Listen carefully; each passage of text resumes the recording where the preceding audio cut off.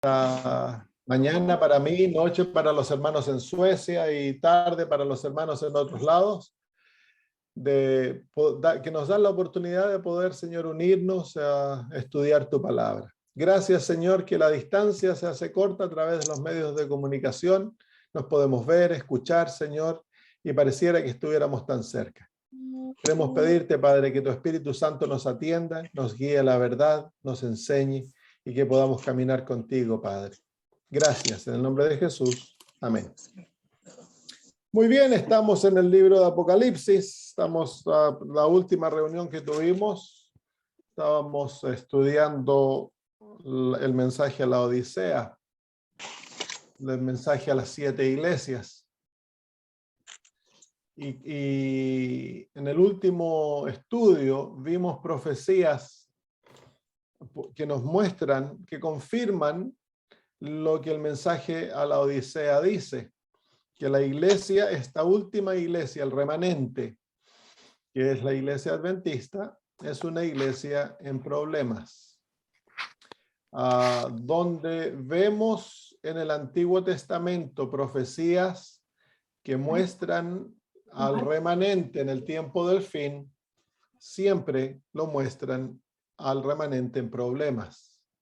Y vimos Génesis capítulo 6, la iglesia antes del diluvio, que es una parábola que nos muestra la iglesia antes de la segunda venida de Cristo, y vemos una iglesia comprometida con el mundo, comprometida con otras iglesias. Las mujeres, los hijos de Dios se mezclan con las mujeres, dan como nacimientos, salen una generación autoexaltada dentro del pueblo de Dios, de renombre.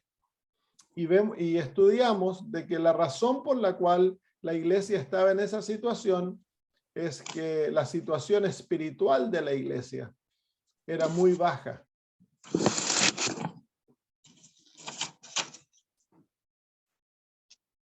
Había, como se llama, una confianza en el hombre, había una tendencia legalista dentro del pueblo de Dios, y eso llevó a que el pueblo de Dios comenzara a mirar a los mundanos, a las iglesias, a las otras denominaciones, y ver de que ellos tenían algo que ofrecerle. Entonces se unieron con las iglesias del mundo. Eso es lo que muestra simbólicamente aquella historia. Luego vimos a la apostasía junto al Jordán, que nuevamente la historia es el problema con mujeres, prostitutas del culto de Baal, infiltraron el campamento, atacaron a los líderes, se hicieron amigos de los líderes y los llevaron eventualmente a adorar a Baal, al culto de Baal. Y hubo una división en el pueblo de Dios, un zarandeo, en el cual los fieles se dedicaron a orar ante el templo, y los otros eventualmente fueron colgados. Hubo una gran mortandad. Y vino uno, Zimri, tomó a una prostituta, la trajo a Salu, la trajo al campamento, y Fineas, el sacerdote, los alanceó cuando estaban en la tienda. Y vimos cómo el nombre de estas dos personas quiere decir música falsa, y que nos muestra uno de los medios a través del cual el pueblo de Dios iba a ser comprometido, que era una falsa adoración. Y me parece que ahí terminamos, estudiamos esas historias con bastantes detalles. En el libro de Ezequiel, capítulo 37, se nos da otra vislumbre del pueblo de Dios en el tiempo del fin. Ezequiel capítulo 37.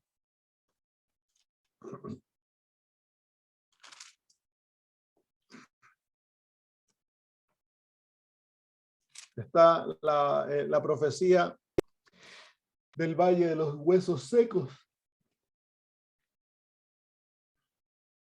Y dice: la mano de Jehová vino sobre mí y me llevó en el espíritu de Jehová y me puso en medio de un valle que estaba lleno de huesos.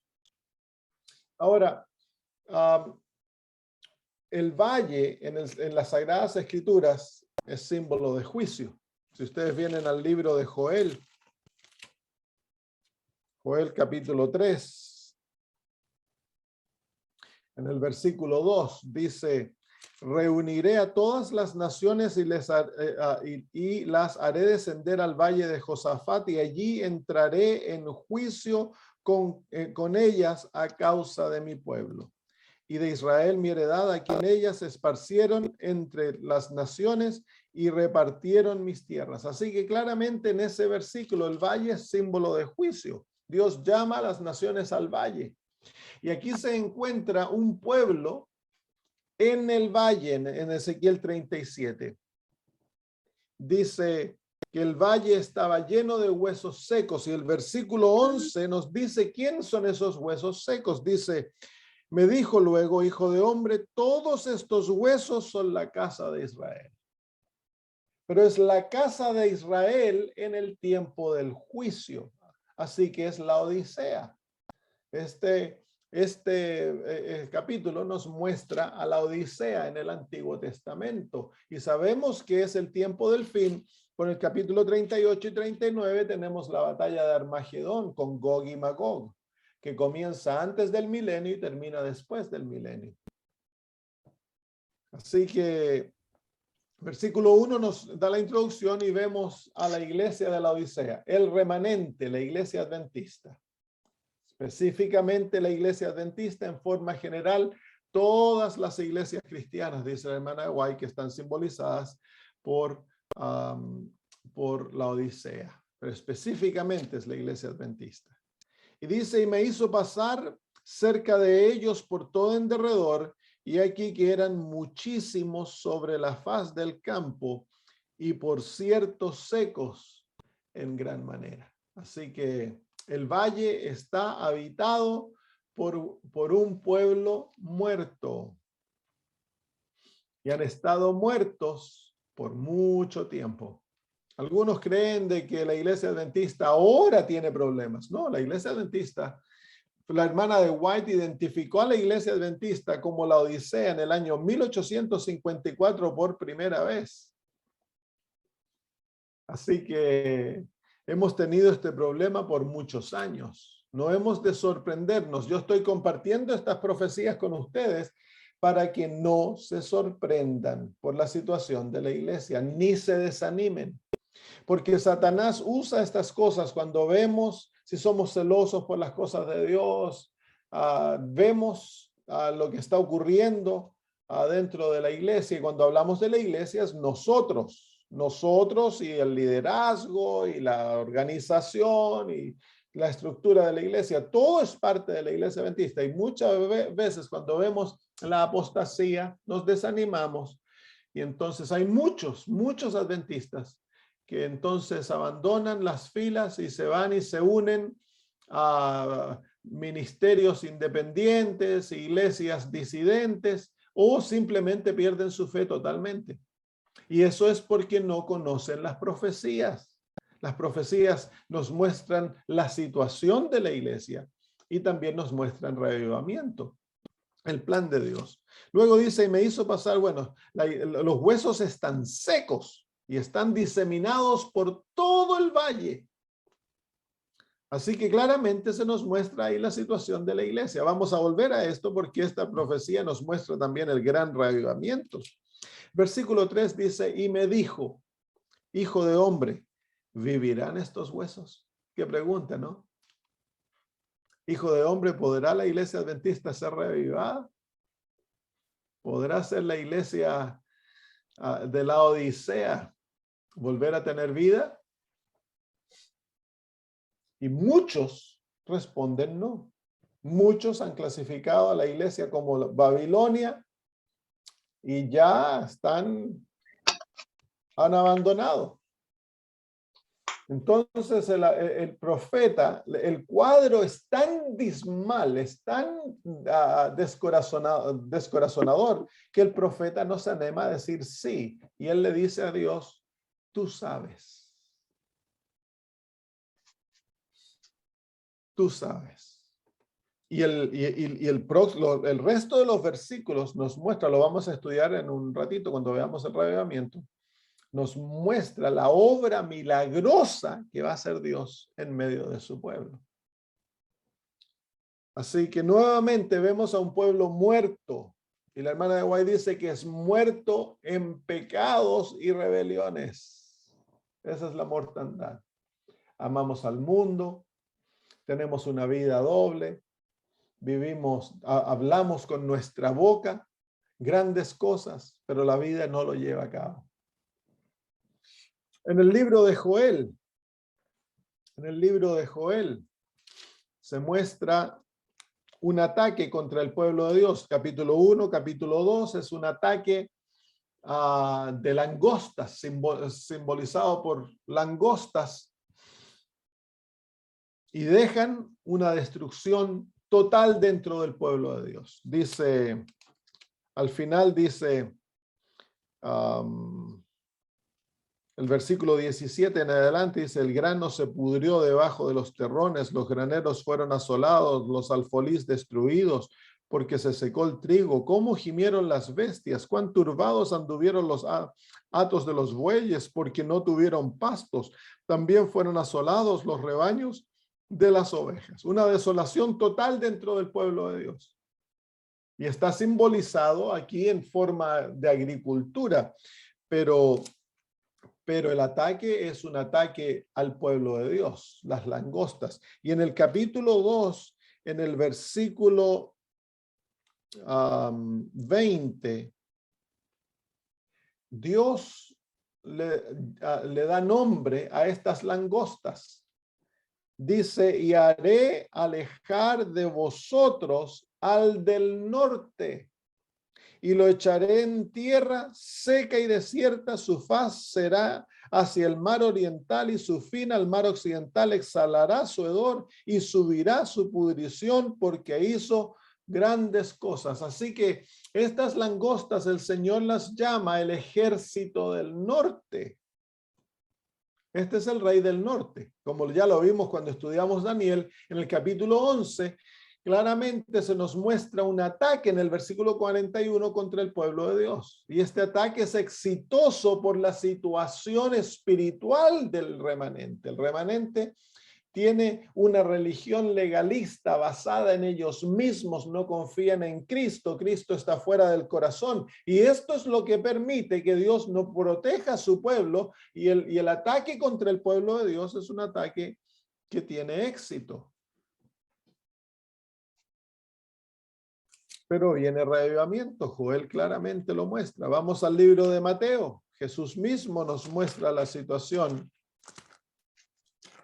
de la iglesia. Mateo capítulo 24.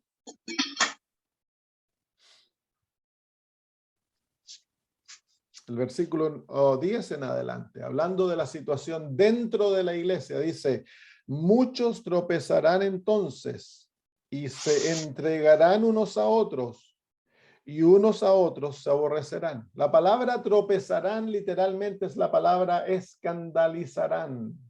Muchos se escandalizarán. Es el griego escandalizo.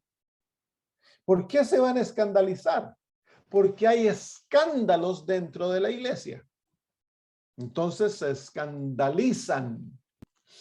Pero luego también dice, se entregarán unos a otros. Así que dentro de la iglesia se divide la iglesia en dos grupos y son enemigos. Unos a otros se entregan y unos a otros se aborrecerán. La situación dentro del pueblo de Dios. ¿No lo hemos visto ello? Cuando vino el asunto de la ordenación de la mujer y el voto en la conferencia general, el odio de un partido hacia los que se oponían a aquello, un odio terrible, y dentro de los conservadores también hacia los más liberales. Se aborrecerán, pero esto va a llegar al punto en que unos a otros se van a entregar. No hay amor dentro del pueblo de Dios. No hay verdadero amor. Versículo 11. Y muchos falsos profetas se levantarán y engañarán a muchos. Aquí no necesariamente es un profeta en el sentido de profetas, sino que son maestros que enseñan cosas falsas, falsas doctrinas introducidos y muchos son engañados. ¿Y por qué son engañados? Porque no tienen una vida con Cristo. Su vida no está dedicada a Él. La vida es la religión de ellos es una apariencia, no conocen las sagradas escrituras y son llevados por las falsas doctrinas. Un momento tengo mi cuñado, Oscar Sande, que es muy conocido ahora en el mundo hispano, anda enseñando que Dios es amor y que Él perdona y que Él salva y que Él no destruye y que al final va a salvar hasta el diablo y sus ángeles. Y hay un montón de gente siguiéndolo. Tiene miles de seguidores. Y es por qué caen los adventistas con cosas, burradas tan claras. Es que no tienen visión espiritual. ¿Y por qué no tienen visión espiritual? Es porque Cristo no mora en el alma. Y cualquier cosa los lleva.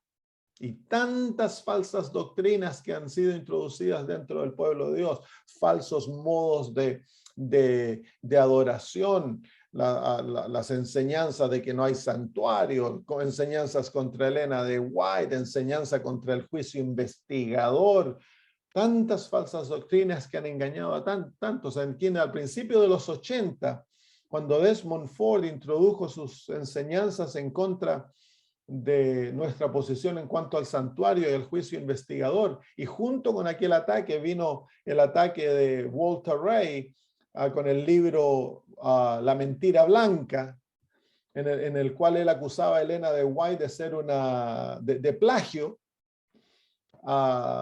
Se perdió un tercio de los pastores de aquella generación. Apostataron, muchos dejaron el adventismo, dejaron el cristianismo totalmente. Luego también la influencia carismática dentro de la iglesia. Tantos movimientos con falsas doctrinas. ¿Por qué? Porque no tenemos una vida de comunión con Cristo y no conocemos las sagradas escrituras y el espíritu de profecía. Si nosotros viviéramos con Jesús y estudiáramos la Biblia, el espíritu de profecía y lo obedeciésemos, sería casi imposible que nos engañaran, hermanos. Imposible. Muy bien, el resultado de las falsas enseñanzas, versículo 12, y por haberse multiplicado la maldad. ¿Dónde se multiplica la maldad? Dentro de la iglesia. ¿Y por qué se multiplica la maldad? Porque se aceptan falsas enseñanzas que llevan al pueblo a estar en duda de nuestras verdades. Entonces se abandona la fidelidad a la ley de Dios. Esa frase, multiplicado la maldad, literalmente quiere decir por haberse multiplicado la violación de la ley de Dios dentro de la iglesia. ¿Será posible que estas falsas enseñanzas están preparando al pueblo para que cuando venga la ley dominical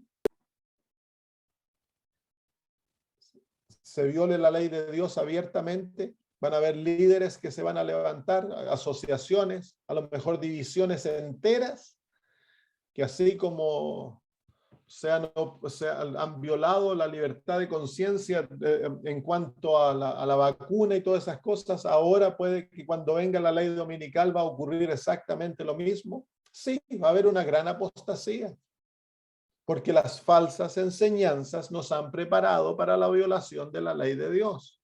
Y se ve en el hecho de que dentro de la iglesia el tomar alcohol, el tener sexo antes del matrimonio, el ir al cine, ver películas, nuestra vestimenta, nuestro estilo de vida no es adventista. Nos llamamos adventistas, pero no vivimos como adventistas. ¿Por qué? Porque hemos aceptado falsas enseñanzas. No tenemos una fe nuestra. Nuestra fe está basada en lo que dicen los pastores. Y tristemente, la gran parte de nuestros colegios teológicos han aceptado modalidades y mentalidades que le enseñan a los pastores a no ser fieles.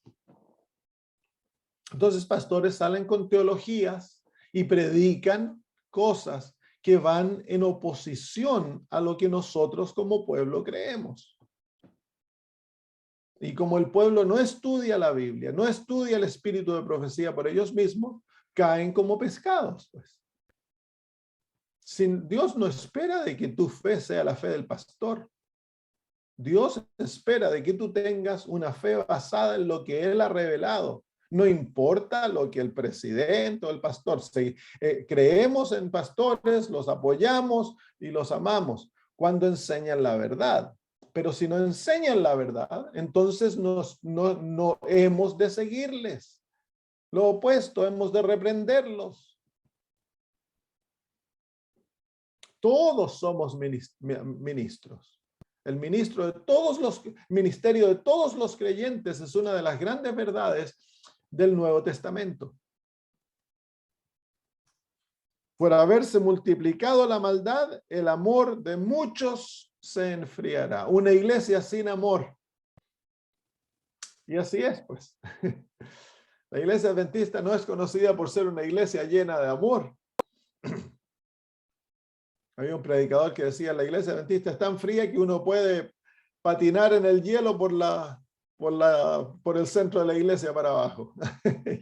Y es verdad, no hay amor entre nosotros. ¿Por qué? Porque somos un pueblo que está centrado en el yo. Ya lo vamos a ver cuando sigamos leyendo la historia de la iglesia de la Odisea. Así que claramente, pero lo más aterrador es esto, en el libro de Tesalonicenses, segunda de Tesalonicenses, en el capítulo 2. Dice en el versículo 13 en adelante, nadie os engañe en ninguna manera, porque no vendrá sin que antes venga la apostasía y se manifieste el hombre de pecado, el hijo de perdición. ¿Quién es este? Es el papado. La gran apostasía cristiana. El cual se opone y se levanta contra todo lo que se llama Dios o es objeto de culto, tanto que se sienta en el templo de Dios como Dios, haciéndose pasar por Dios. ¿Cuál es el templo de Dios referido en ese versículo? No puede ser el templo celestial, donde Cristo se encuentra ministrando por nosotros y donde el Padre tiene su trono. ¿Por qué no? Porque el papado no está en el cielo, el papado está en la tierra. Así que tiene que ser un templo en la tierra donde Él se sienta como Dios. ¿Y cuál es el templo de Dios en la tierra? Hay dos. El sistema del templo tiene 3 lugares de templo donde Dios mora y Él desea que su gloria sea revelada. El templo celestial, la iglesia en la tierra es el templo de Dios, donde el Espíritu de Dios mora y quiere revelar su gloria. Y luego personalmente, nuestro cuerpo es un templo de Dios, donde el Espíritu Santo ha de morar y ha de revelar la gloria de Dios. El templo donde el papado se sienta en este versículo es la iglesia de Dios. Durante la Edad Media, fue la iglesia cristiana primitiva, donde él tomó el lugar de Dios y se sentó como Dios. Luego fue el protestantismo, donde el papado llevó al protestantismo a abdicar su posición y hoy en día el protestantismo se ha unido a través del movimiento ecuménico y en el tiempo del fin, el templo de Dios es el remanente, la iglesia adventista. Y dice aquí que en este último engaño, el papado se va a sentar como Dios en el templo de Dios. Así que no nos hemos de sorprender, hermanos, cuando nos llegan videos o cuadros de pastores uniéndose con sacerdotes, obispos o presentándole regalos al papado y haciéndole homenaje, poco menos, queriéndose congraciar con el anticristo. Está profetizado. Así que Va a llegar la hora que así como cuando Cristo murió, la iglesia primitiva, la iglesia apostólica desapareció, pareció haber desaparecido. ¿Se acuerdan? Por unos días la iglesia apostólica dejó de existir bajo la terrible presión de lo que había ocurrido con Cristo. Y así va a ser en el tiempo del fin. Va a parecer que la iglesia remanente cayó, pero Dios va a intervenir y Él la va a salvar y Él la va a reavivar y Él la va a limpiar. El movimiento va a ser terrible, el zarandeo va a ser terrible. Está predicho en cada una de estas historias que hemos visto, hay un zarandeo terrible. En el libro de Génesis, el zarandeo es traído por el mensaje de Noé y tan solo 8 se salvan. Muchos lo ayudaron, pero 8 entraron. ¿Dónde quedaron los otros? Un zarandeo increíble. En el libro de Números se dividió el pueblo en 2. Unos fueron fieles, se postraron ante el templo a orar, a pedir que Dios se manifestara, y hubo un gran número, 23,000 de los líderes que fueron infieles. Hubo un zarandeo, y al fin aquellos que fueron infieles fueron destruidos. En el libro, en la historia ya lo vamos a ver cuando estudiemos de vuelta en el libro de Ezequiel 37. En el libro de Joel, el zarandeo no se muestra tan claramente. En el Mateo capítulo 24 es claramente que el pueblo se divide en 2. Eso es el zarandeo, los fieles y los infieles. Así que no hemos de sorprendernos, hermanos, no hemos de quedar con la boca abierta. Hemos de entender que ha sido profetizado. Que ha sido profetizado. No, nuestro deseo es que no fuese así, pero es así. Entonces algunos tratan de explicar, no, el remanente no es la iglesia organizada. No es así. Dios le dio al pueblo remanente una organización. Y es parte del remanente, es parte de la iglesia, nuestra organización, nuestros líderes, la conferencia general, las divisiones, son todo partes. Y hay partes fieles y hay partes infieles. ¿Cómo va a ocurrir en el tiempo del fin? ¿Qué es lo que va a hacer Dios? ¿Cómo lo va a hacer cuando Él tome la obra en sus manos? No ha sido revelado en detalle. Así que hemos de entenderlo claramente, hermanos. La iglesia remanente, la iglesia de la Odisea, es un pueblo en problemas. Tiene grandes problemas espirituales, grandes problemas que lo llevan a una apostasía. Muy bien. Si vamos de vuelta al libro de Apocalipsis,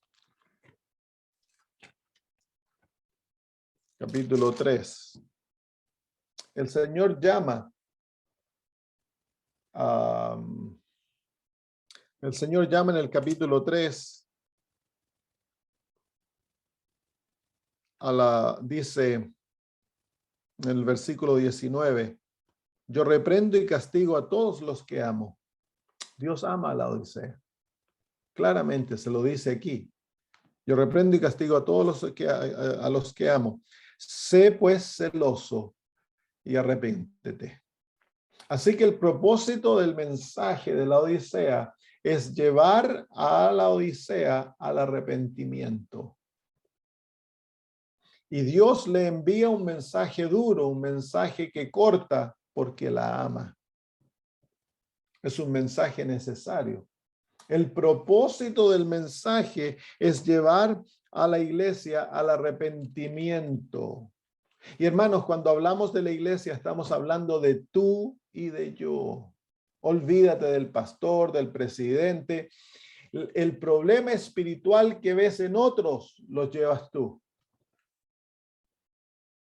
Hay una enfermedad en la Odisea que es la enfermedad de la justicia propia, del legalismo. Y el legalista siempre se ve mejor que los demás.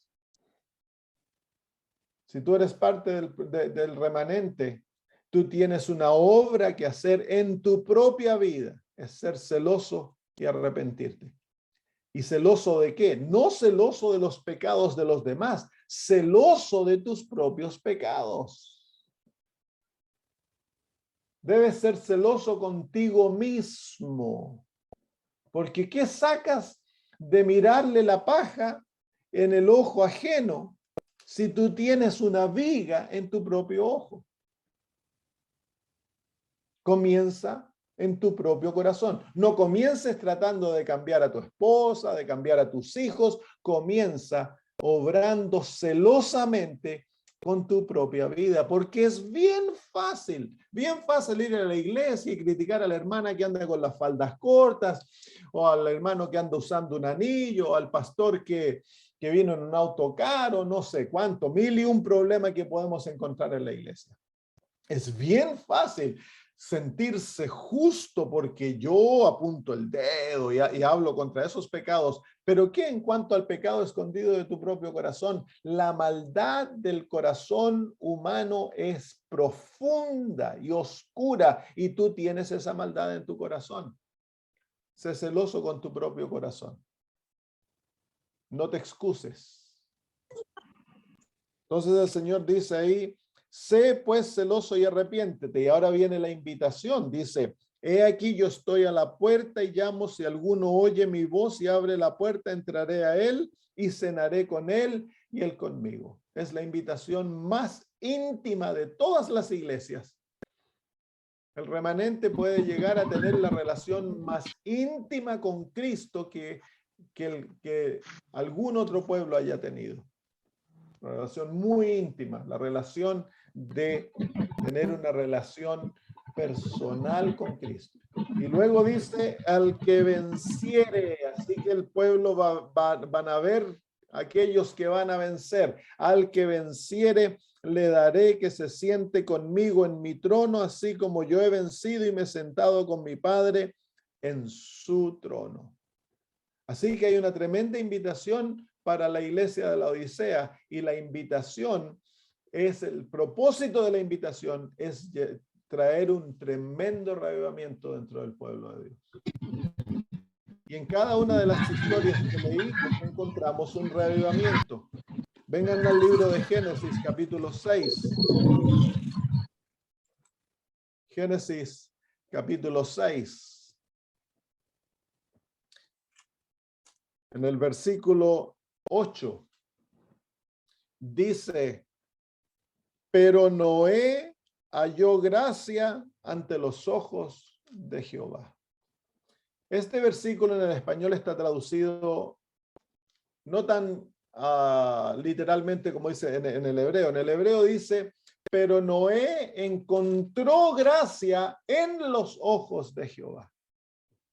Así que aquí encontramos un punto en la experiencia de Noé en la cual él tiene un encuentro personal con Dios, y en ese encuentro personal Noé ve los ojos de Dios y encuentra sus ojos llenos de gracia.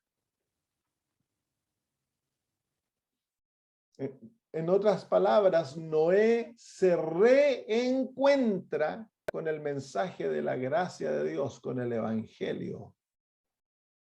Y eso es lo que permite que Noé tenga ahora una experiencia distinta. Noé pasa por un reavivamiento. El hecho que él necesitaba gracia nos dice que Noé estaba en una experiencia pobre espiritual. Él necesitaba perdón. Y él se encuentra con aquella gracia. Al encontrarse con su Dios, se encuentra con el mensaje de la gracia, y el resultado de aquella experiencia es el versículo 9. Dice, estas son las generaciones de Noé. En otras palabras, este es quien Noé es. Dios va a describir a Noé. ¿Y qué es lo que dice Dios de Noé? Noé, varón justo, perfecto en sus generaciones, con Dios caminó Noé. Y algunos creen de que Dios escoge a Noé porque Noé era justo y perfecto. No, Noé es declarado por Dios justo y perfecto. ¿Por qué? Porque Noé recibe la gracia de Dios. En otras palabras, Noé experimenta la justicia por fe. Es la experiencia de la justicia por la fe que lleva a Noé a caminar con Dios. Y en esa caminata con Dios, Dios lo escoge para hacer la obra, la última obra. Noé representa la última generación. Noé representa al pueblo reavivado. Es un pueblo que ha experimentado la gracia de Dios, se ha reencontrado con el evangelio y abandonan la justicia propia, el legalismo, y se aferran a la justicia de Cristo y reciben la justicia por la fe. Y ante Dios son declarados justos y perfectos, y eso los lleva a caminar con Dios. Ese es el reavivamiento. El reavivamiento es el redescubrir el mensaje de la justicia por la fe personalmente. Eso es lo que nos va a llevar al arrepentimiento, el redescubrimiento de la realidad, de cuán pecador, cuán paupérrimo, cuán malo soy, el sacar mis ojos de los demás y ponerlos en mí en contraste con Cristo, y el redescubrir la gracia divina. Así que hubo un gran reavivamiento, y el reavivamiento lleva a Noé vivir una vida totalmente fiel a Dios. Por 120 años, Noé vive una vida de oposición tanto del mundo como de su iglesia, y sin embargo es 100% fiel a Dios, 100% obediente, tiene una fe maravillosa, y Noé y su familia son salvos. En el libro de Números también encontramos un reavivamiento. Y el reavivamiento viene en respuesta a la oración. Viene la apostasía, el pueblo se va a adorar a Baal, viene un zarandeo, se separan dos grupos dentro del pueblo, los fieles y los apóstatas, y miren lo que encontramos al pueblo fiel haciendo. Capítulo 25. Dice,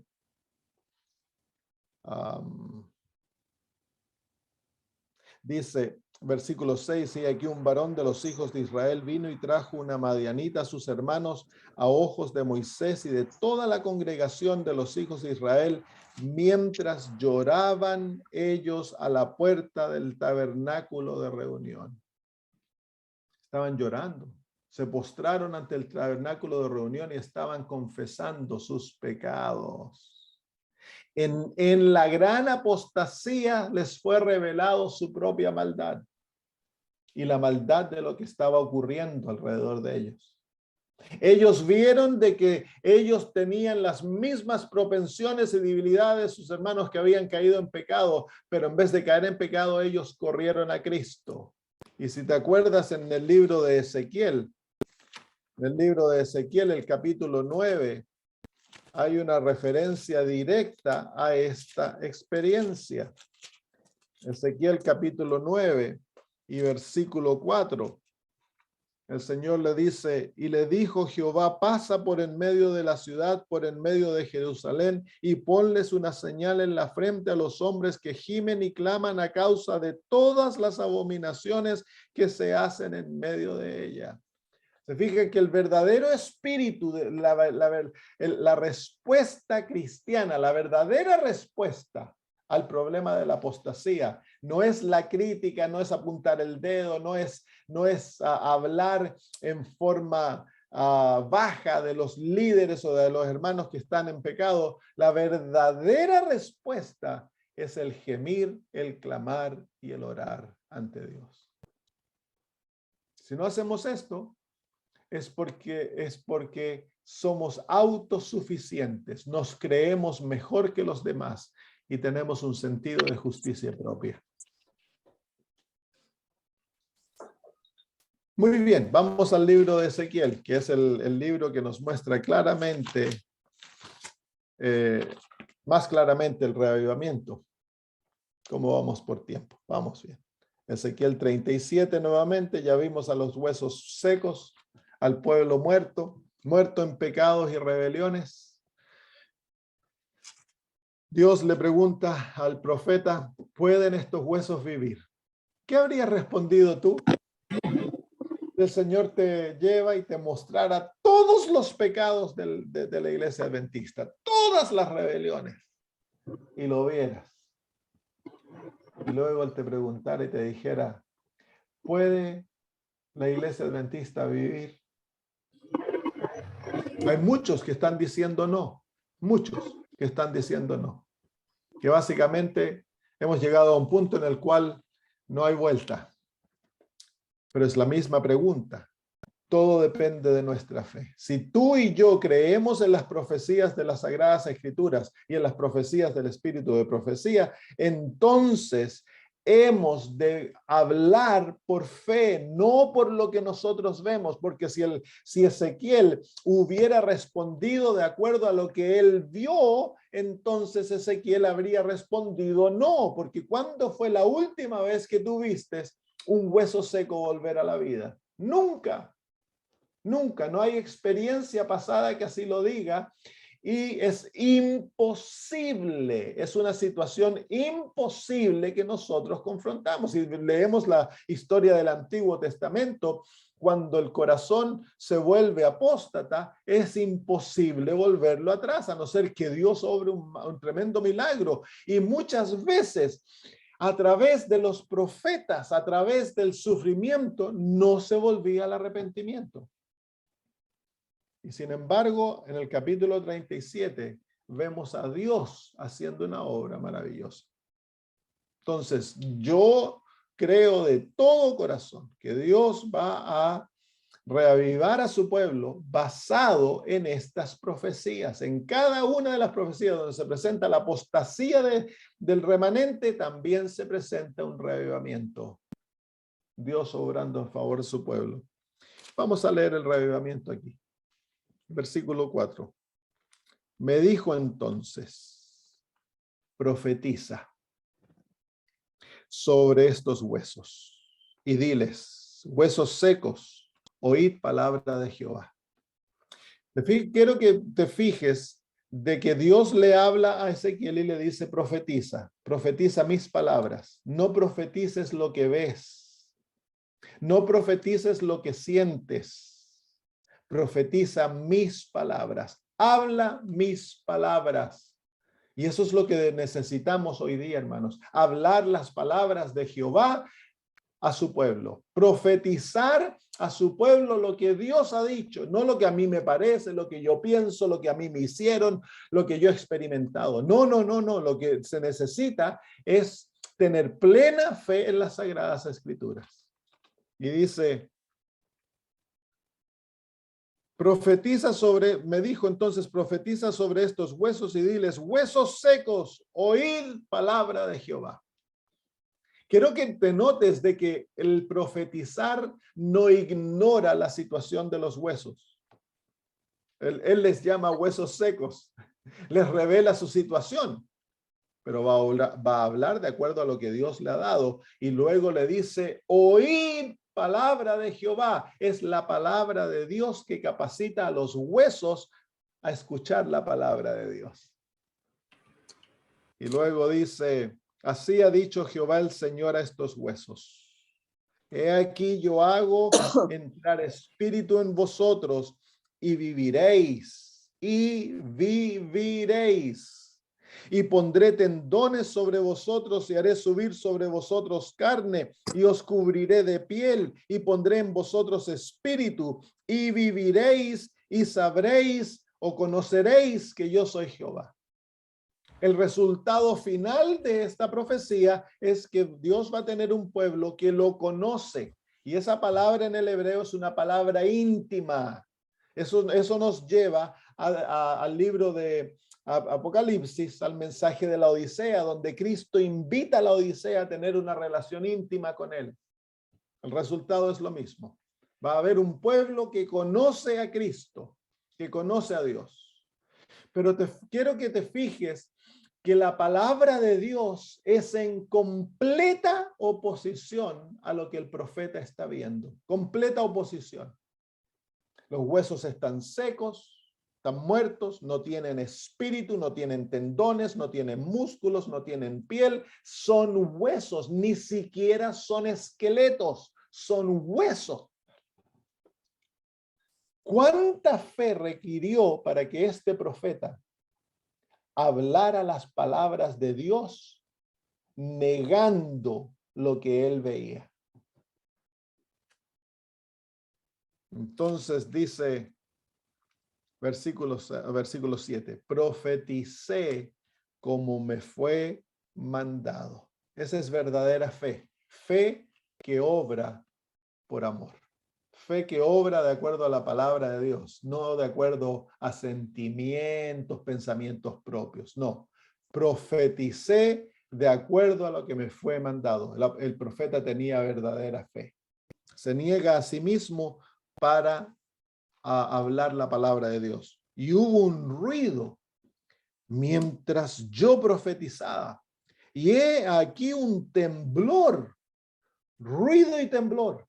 Un terremoto dentro de los huesos, dentro del valle. Lo primero que la palabra de Dios causa es un ruido y un terremoto.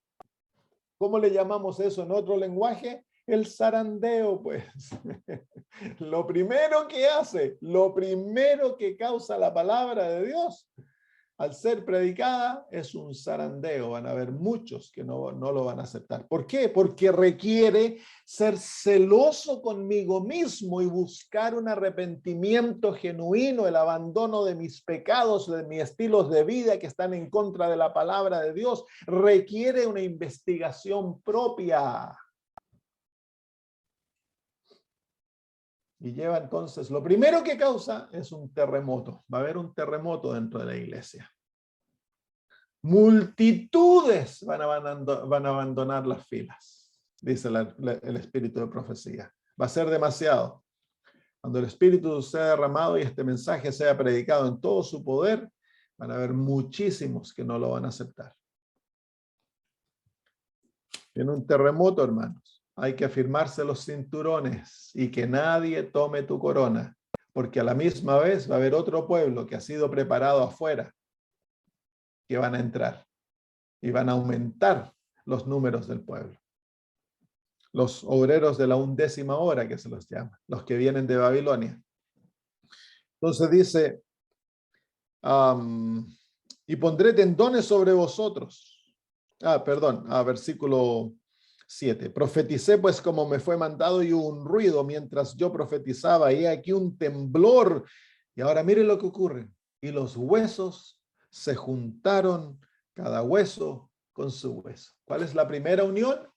¿Cuál es la primera obra del mensaje? Crea un zarandeo, desunión. Queda la grande dentro de la iglesia. Pero luego los huesos se unen. La primera obra es una obra de unión. La segunda obra es una obra de unión. Entre aquellos que quedan va a haber una unidad perfecta, así como ocurrió en los días de los apóstoles. Cuando antes que Cristo muriera, hubo un zarandeo dentro del pueblo de Dios y la muerte de Cristo causó un zarandeo incluso más grande. Todos aquellos que no tenían fe en Jesús, que lo seguían por los panes y los peces, salieron volando. Y quedaron tan solos aquellos que realmente amaban a Jesús. Quedaron confundidos, quedaron totalmente chasqueados, pero quedaron. Y la iglesia desapareció. Luego Cristo resucitó, la fe de ellos fue levantada y luego por 40 días Cristo los volvió a enseñar. Y cuando Cristo se fue por 10 días, ellos se unieron. Y luego el Espíritu fue derramado sobre ellos. Sí, hermanos, Dios va a tener un pueblo unido. Pero quiero que se fijen que en el versículo 7 termina, ¿y qué es lo que Dios tiene ahora? Ya no tiene huesos. ¿Qué es lo que tiene? Tiene esqueletos, porque los huesos se han unido. El ruido, imagínense esa, ¿cómo se llama? Debe haber habido alguna confusión increíble, huesos volando de aquí para allá, hueso, buscando el cuello, buscando la columna, buscando los dedos, buscando ¿cómo se llama? Los brazos, las piernas, las costillas, todo, hueso, clic, clic, clic, clic, clic, clic, un ruido y una confusión. Pero al final de esa obra hay unión perfecta. Pero lo único que Dios tiene es un pueblo aún muerto y que son feos, porque son esqueletos y los esqueletos son feos. Pero la obra ya comenzó. Y luego dice, y miré, y mire ahora está mirando él, ya profetizó y ahora sus ojos comienzan a contemplar aquello que él profetizó y no veía. Y miré, y aquí tendones sobre ellos. Así que ahora comienza una obra de adentro para afuera. Se recrean los órganos, los tendones, y luego dice sobre ellos, y la carne subió, y la piel cubrió por encima de ellos, pero no había espíritu en ellos. Al terminar el versículo 8, Dios tiene un pueblo, está unido y ahora se ven bonitos, porque ya son seres humanos, pero están muertos todavía, no hay espíritu. Ha habido una obra de recreación, una obra de unión, primero una obra de disensión. Luego, los que quedan se unen, porque la perfección cristiana no se alcanza solo, la perfección cristiana se alcanza en el contexto del cuerpo, de la unión. Dios forma el cuerpo ahora, Dios tiene un cuerpo unido, hermoso, ha sido recreado en la imagen de Jesús. Eso es lo que llamamos la lluvia temprana. La lluvia temprana es derramada sobre su pueblo, como dice Joel, lo vamos a ver otro día, el próximo jueves, lo vamos a ver como la lluvia temprana es derramada sobre su pueblo para traer la justicia de Cristo, su carácter sobre el pueblo. Aquí tenemos un pueblo que tiene el carácter de Cristo, se ve hermoso como Jesús, pero aún no tiene el poder, no tiene la vida de Cristo, el poder maravilloso. Entonces luego viene el versículo 9 y me dijo, profetiza al espíritu, profetiza, hijo de hombre, y di al espíritu, así ha dicho Jehová el Señor, espíritu, ven de los cuatro vientos y sopla sobre estos muertos y vivirán. Y profeticé como me había mandado y entró espíritu en ellos y vivieron y estuvieron sobre sus pies un ejército grande en extremo. Qué maravilloso versículo, ¿no? Así que al final del proceso, Dios tiene un pueblo vivo, lleno del Espíritu Santo, en la forma de la lluvia tardía, y es un ejército grande en extremo. Este es el ejército que es simbolizado en el libro de Apocalipsis como los reyes del este, del oriente.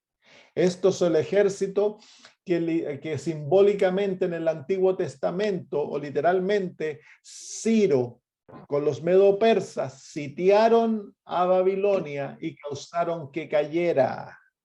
El rey del oriente es Cristo Jesús y nosotros somos su ejército. Jesús lo forma y lo va a llevar a predicar un mensaje y a vivir una vida que eventualmente causa la caída de Babilonia. Así que aquí claramente, hermanos, vemos un tremendo reavivamiento. Va a ser doloroso porque muchos van a salir, no van a aceptar el mensaje y van a salir. Pero a la misma vez va a ser hermoso porque el pueblo que queda va a ser un pueblo que va a ser totalmente reavivado y convertido y transformado en la imagen de Cristo, y el plan original de Dios para la iglesia adventista se va a cumplir en este pueblo. Y este es el pueblo que va a proclamar el mensaje, salid de ella, pueblo mío. Y cuando ellos prediquen ese mensaje, salen los que vienen de Babilonia, los obreros de la 11ª hora, que se unen al pueblo. Y el último mensaje, el último pregón es predicado por ambos grupos en unión.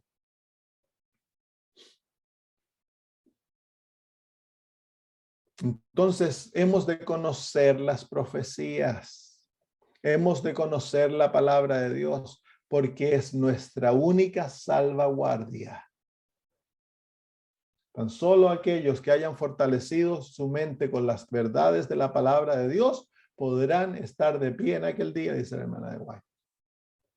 Así que en vez de mirar televisión, Facebook y todo lo otro, pasemos tiempo estudiando, buscando, escudriñando, leyendo, hermanos, y sometiéndonos. No permitas que el pecado de otros te desanimen. Lo opuesto, cuando ves pecado en otros, date cuenta que tu corazón es tan engañoso, tan malo como el de ellos, y que la única esperanza tuya es esconderte en Cristo. Haz que el pecado de los demás te lleve a escudriñarte a ti mismo y a confesar y a un arrepentimiento más profundo para que Cristo sea formado en ti. Hermanos, somos un pueblo en problema y estamos todos en este pueblo. Ayudémonos los unos a los otros, animémonos, no nos demos con palos en la cabeza.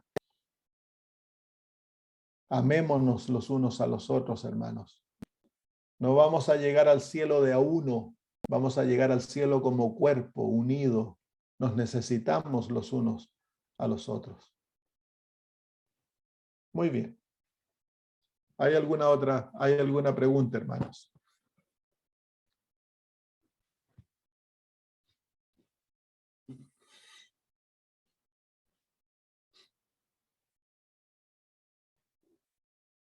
Hay algunas preguntas que tengo aquí en el chat.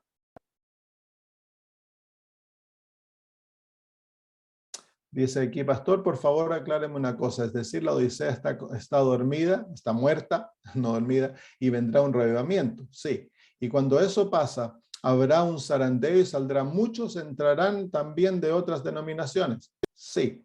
¿En qué momento es cuando entra la apostasía y se separan los fieles y los infieles? Y como usted dijo, los fieles estarán gimiendo durante todo este proceso. Recuerda, lo primero que hay es un gran zarandeo.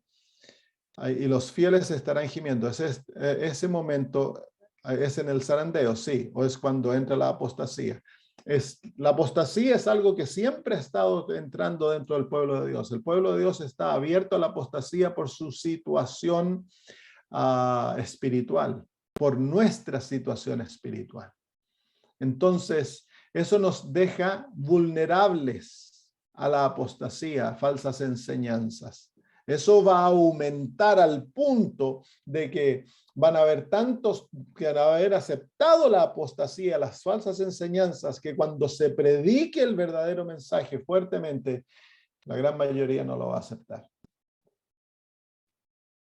Y eso es lo que lleva como resultado al gran zarandeo.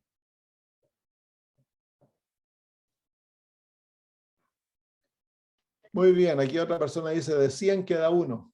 Ese es donde la hermana de White dice que en su tiempo, ella da dos cifras, de 20 no hay ni uno listo para sellar su experiencia en la tierra, y luego ella cita 100, no hay uno, ni hay uno de 100. No sabemos cuál es la realidad hoy en día. Puede ser mejor o puede ser peor, porque cuando ella dio esas cifras, la iglesia adventista estaba pasando por una experiencia de apostasía terrible. La apostasía del tiempo del doctor Kellogg, donde perdimos más de una tercera parte de nuestros pastores.